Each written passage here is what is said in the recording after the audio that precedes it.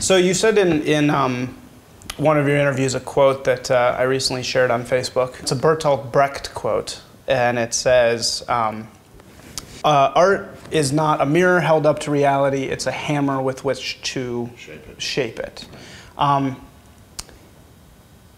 Do you think that's true? I mean, obviously you think that's true, but how did that come into that period when you started making films and you were kind of doing these issues?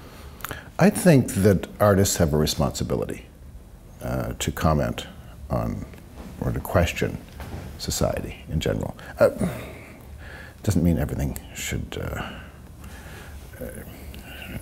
be preachy or dull, but I think often we get caught up in just trying to tell an entertaining story, and if we truly try and explore the issues that are troubling us, whether they're societal or whether they're personal, we have a chance of I don't know, doing something that that has a modicum of meaning. And so that's what I always look for, is something. It doesn't have to be a big issue. My last film was just about how do you love somebody, but there were very personal questions. How do I allow someone to love me, and how do I love an impossible person? And that was something I just couldn't figure out. But in Crash or $1 Million Baby, there were issues that society was wrestling with, but I was also wrestling with. Very personal questions about race and class in our society, and how they affected me, and how they affected me in a negative way usually, the thoughts I had about others. And I figured if I'm this big liberal and I'm thinking these things secretly, then maybe other people are still thinking them, and maybe we should explore that.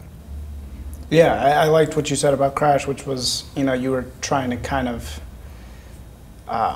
throw off the liberals who all think something. Yeah, no, pride is one of the 7 deadly sins for a reason.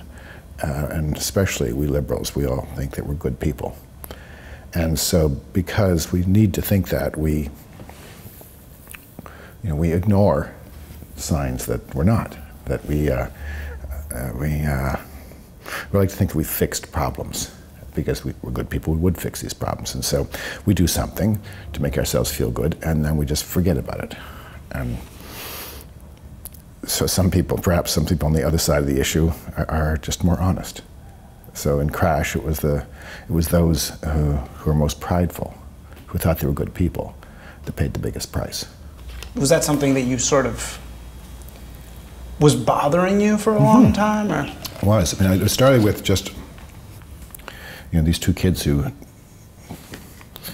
jacked my car, and I was curious about who they were. And I was curious about them for like 9 years. And then I woke up thinking about them at 2 o'clock in the morning, and started writing about the 2 of them, made them my protagonists to start.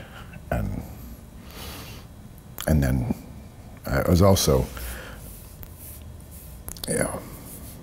troubled by the nature of living in Los Angeles.